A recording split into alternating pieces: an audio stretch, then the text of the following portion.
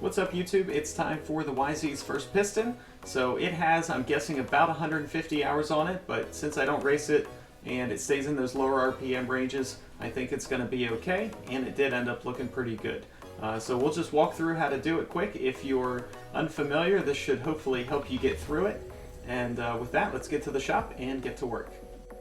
Start with a pocket screwdriver or bone tool to pop the cap on the Yamaha emblem on the seat and remove the bolt underneath.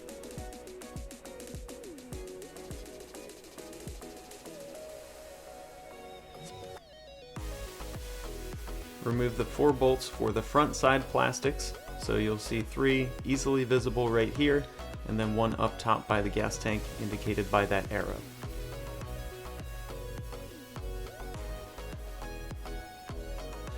Repeat this on the other side.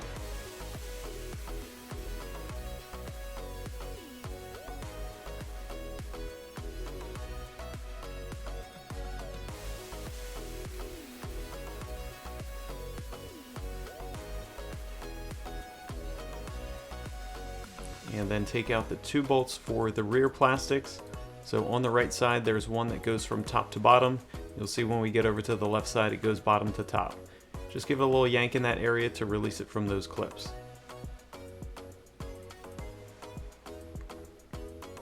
Two bolts for your muffler, and that will just slide right out of the expansion chamber.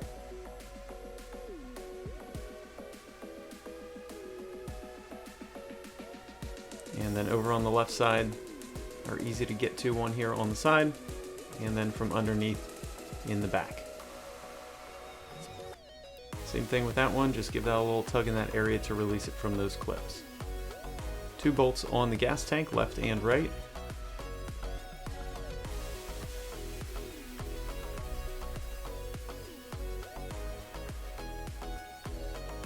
And then make sure your fuel is shut off and pop your fuel line off the carb. Now you'll see when I lift the gas tank up, if you look really close, see I lose a spacer there. Just make sure you have all those before you go back in. I do want to make a note, there is a drain screw on the water pump. I chose to drain it from this hose instead, simply because whatever seals that screw, whether it's a crush washer or some sort of gasket, I just didn't want to induce any leaks that weren't there before. No need to do that since this hose is going to come off anyway once we get the radiators out of there. It did make quite a bit of mess. Matty is actually on drain pan duty right now, and I don't think he caught a thing, and it was pretty much impossible to. So we had to take a quick break here to clean up that massive mess, but I really do think that this is the way to go versus taking out that drain screw and risking having a leak when you're all finished up. Remove the hose from the left radiator to the cylinder head.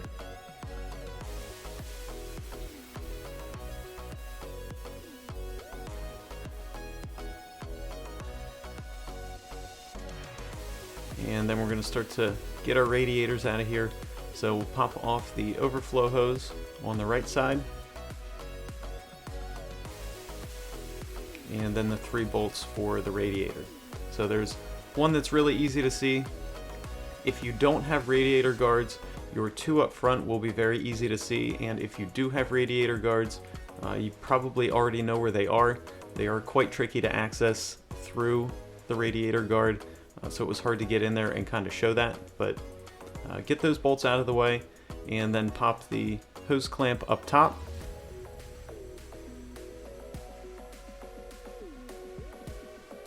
And then start to work that right side loose.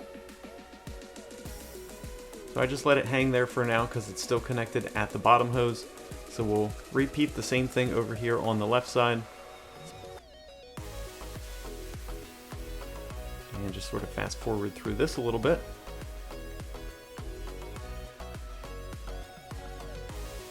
And then on this side, I removed the clamp from the bottom on the left. So I removed it from the top on the right and the bottom on the left.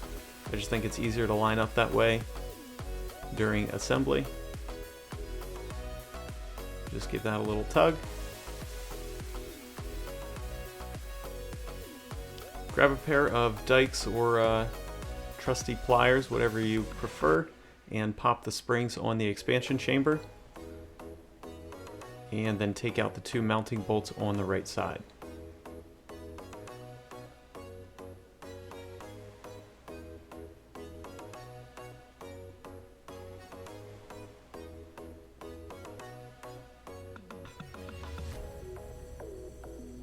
Just gently break that free of the cylinder. There's 2 O-rings that seal that, and slide that out of there.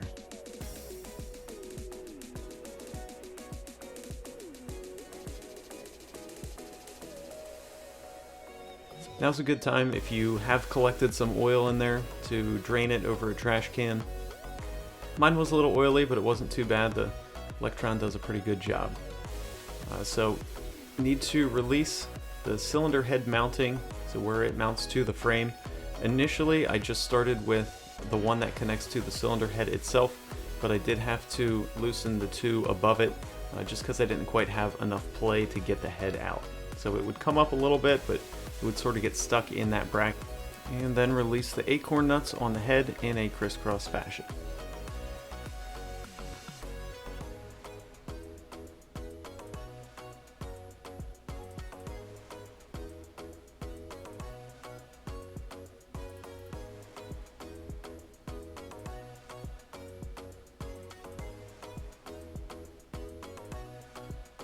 So here's where I ended up loosening that bracket up some more. You can see the head is cracked free a little bit of the cylinder, but it just wouldn't quite come out of there. So loosening those up gave me enough play in there to get that out.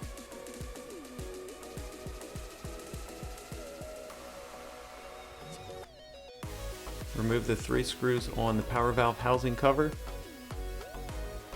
and gently break that free from the cylinder. Just watch the rubber grommet on the bottom. That is not part of the piston kit. You do get a gasket with it, but just take good care of that rubber grommet down there. And remove the bolt for the power valve link.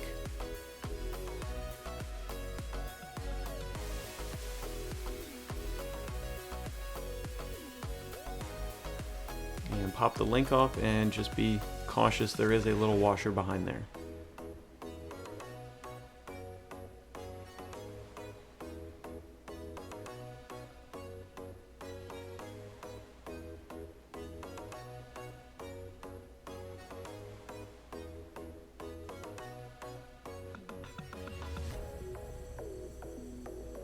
Release the clamp on your vent hose, and I tried sliding it aside, but it sort of just wanted to spring back to where it was. You could pull it all the way out, it vents straight underneath the frame, but just so I didn't have to reroute it, no reason to really take it out. Now here is where a special tool is required. It can be purchased if you didn't plan ahead properly. It can be made, which is what I did. It's just a 12mm wrench with a 3/8 extension welded to it, and that is necessary to get in to the power valve side of things. So a normal socket would work for the other 3, but in order to get inside the power valve housing where that 12mm nut is, that special tool or this makeshift one is required.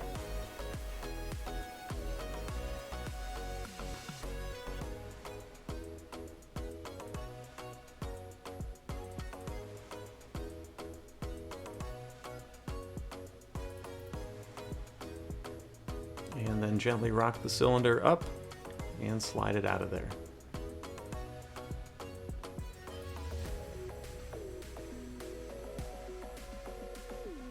Rotate the engine over by hand just to get your piston up as high as you can, and stuff some rags down there, and then remove the snap rings on either side of the wrist pin.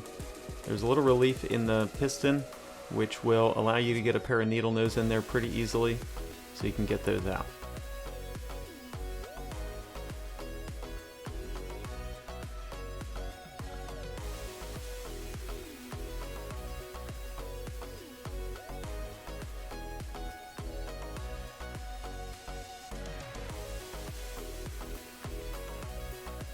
And then once those are removed, wrist pin will slide right out and piston will come off.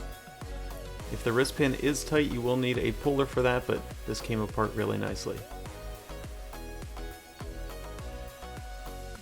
And last but not least, pop the needle bearing set out of the connecting rod. And we'll head over to the bench. Now's a good time to see what the power valve at least looks like. This gasket does come in the Yamaha rebuild kit, so there's really no reason not to look at it. And my power valve was a little oily, but it wasn't really dirty or severely gunked up. Looked pretty good, so just some leftover oil in there. So I clean it up with just a can of brake clean, a couple rags. Just want to make sure you re-oil all that stuff before you put it back together.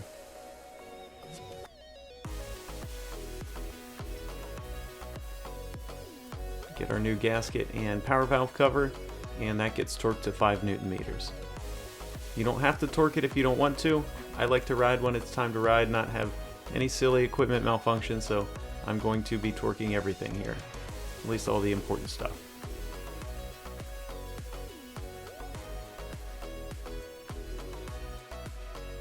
Grab your new needle bearing, wrist pin, and piston and get those nice and oiled up.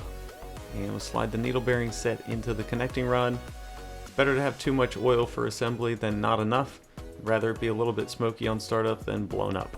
And we want to make sure that that dot on the piston is facing forward.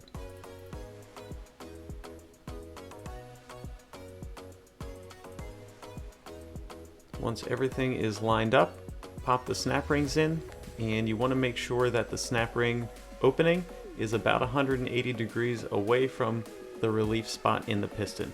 We'll zoom in here in just a bit so you can see what that looks like a little bit closer.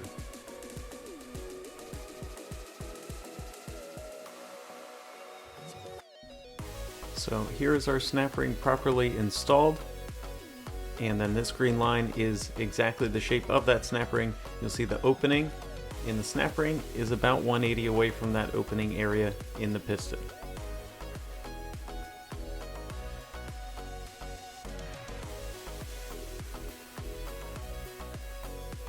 Not sure why I didn't do this on the bench, but now's about last call for a piston ring, so make sure that's on there. And then the gap in the piston ring is going to face the back as it goes around a pin right there. If it is not lined up properly with that pin, there's almost no chance that your cylinder is going to go on properly. If it does, you're probably going to break the ring. So just make sure that either side of the ring is against that pin. Replace your gaskets and get everything slid down. So you'll see that I started the ring and the top of the piston in the cylinder and then just sort of worked it down. And then to get the piston the rest of the way up in the cylinder, just gave it a gentle kickstart by hand to make sure everything's moving properly in there.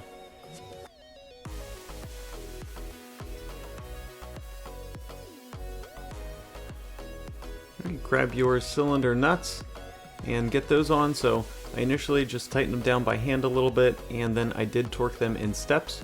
The torque spec is 30 Newton meters, but I go around a few times here in a X pattern. I go to about 20 Newton meters at first before I finally go around and hit 30, and then check it one last time once they do all hit 30 to make sure that nothing has changed.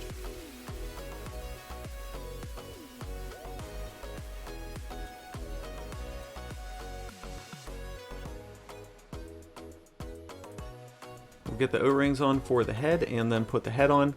Torque in a star pattern. I did the very similar thing I did with the cylinder, just torquing in steps and then checking it once I was done. You may have to pry up just a little bit where this arrow is to get your power valve link on correctly, and then on the right side you'll see what that should look like. Just don't forget that little washer spacer behind. And the power valve link gets torqued to 4 Newton meters, and when you're torquing that, you just want to make sure you have something above so you're not prying against it. So the tool I have in my left hand is actually something that comes with the bike new. If you bought your bike new, you'll have that. Otherwise, any standard 3/8 deep socket would work, provided it's the right size, maybe a 13 or 14 millimeter or so. Power valve housing gets torqued to 4 Newton meters.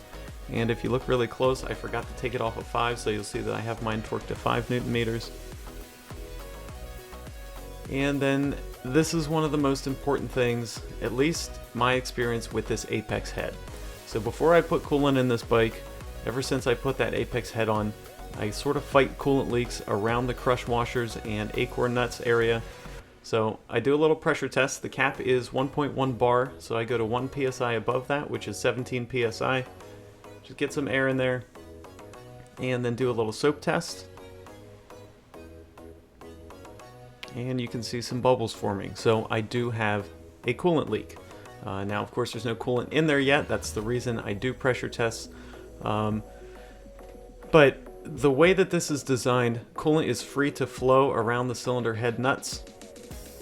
So there actually is coolant in those acorn nuts.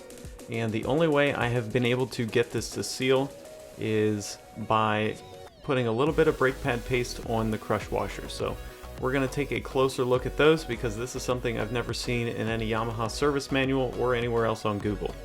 The crush washers for the head have a tapered side and a flat side. And the only way I've been able to ever successfully get these to seal is if I put that tapered side, which is on your left, facing down, and that flat side facing up towards the acorn nut. So I will put a little bit of brake pad paste on that flat side, right beneath the acorn nut, and retorque it. Now, since I don't have more new crush washers, I just changed the torque spec, added 4 Newton meters, so my head is now 32 Newton meters instead of the 28 it's supposed to be, since those were already crushed. But another pressure test and another soap test, and everything looks good.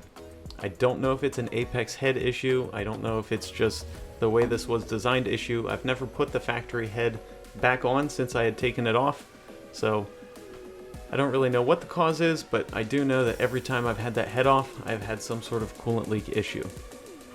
So we're just going to time lapse a little bit here, putting some things back together.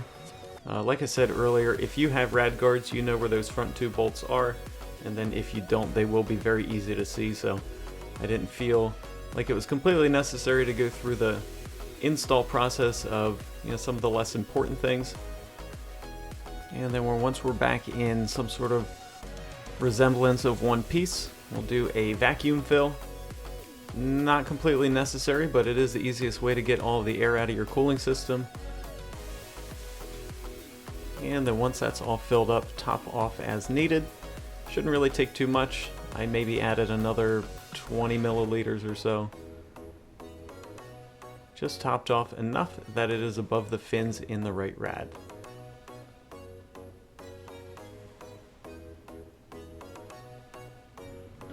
Only thing left to do is make sure she works.